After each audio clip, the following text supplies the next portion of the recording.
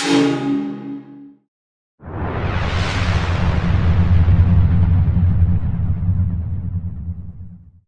you ever gotten this email? We will be on vacation for the next 3 weeks. And can we have all of that classwork by tomorrow? Thank you. Well, if you haven't been teaching for more than 3 days, because these emails happen to us all the time.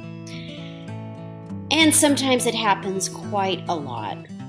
This is one of the things they don't always go over with you in teacher training school, but I have some excellent ideas and I will help you to address the students who miss those many days of school. A lot of times the students don't have a choice. A lot of times they are stressed out about schoolwork. So here's some things that we can do to help them. First, let's tackle the ideas for around the holidays, because that is when we see a lot of student absences.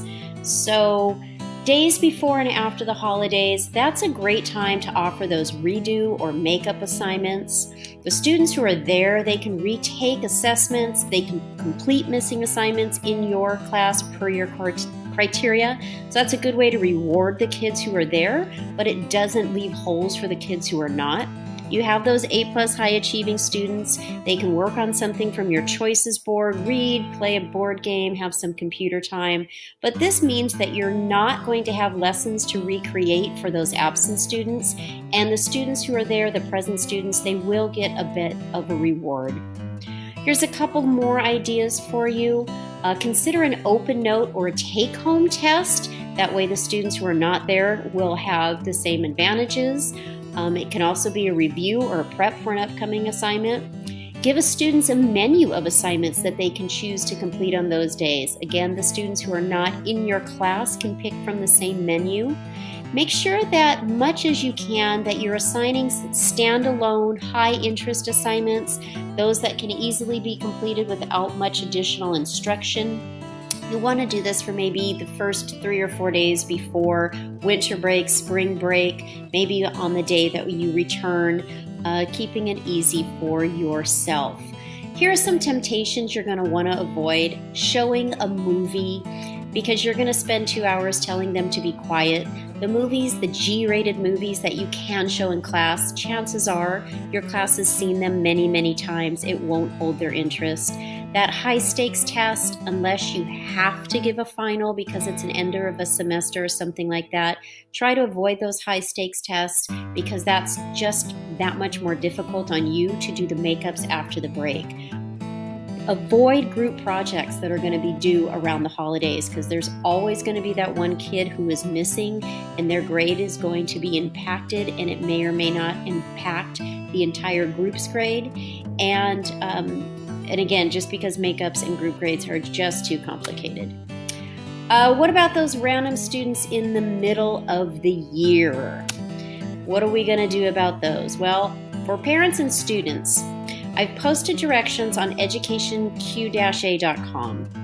And if you post those on your website or send a link to them in your email, if you're responding to those parents and students, it lays out specific steps for them to take. It puts the responsibility on the students. It's a very much of an add water and stir directions. It will make your life easier. So students will give their makeup work to you in an organized packet, and they have a list of their necessary materials, and they also have the challenges with the makeup works and quizzes. So that won't be your challenge, that will be them, so that they know where they need to make up the tests and quizzes and those assignments. But the responsibility, again, is squarely on the students, and that will help you with your work.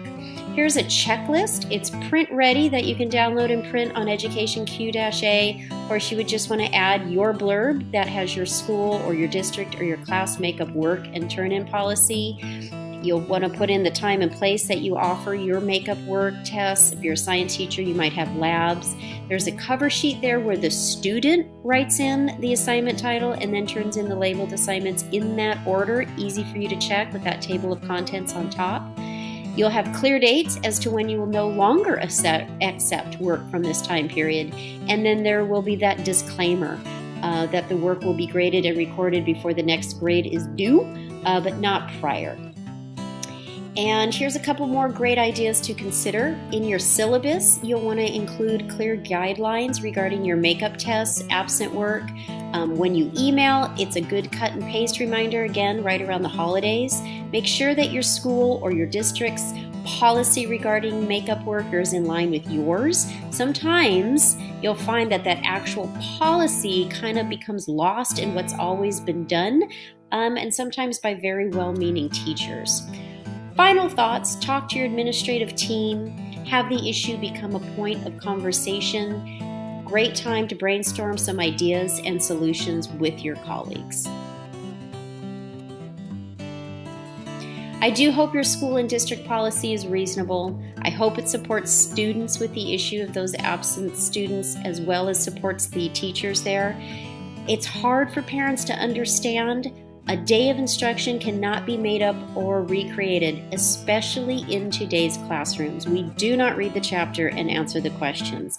The classrooms are interactive, the instruction is engaging, students really need to be present, and hopefully your policy reflects that. If not, I hope I gave you a couple of tips and ideas who can help ease your pain as you're dealing with those students who do miss work.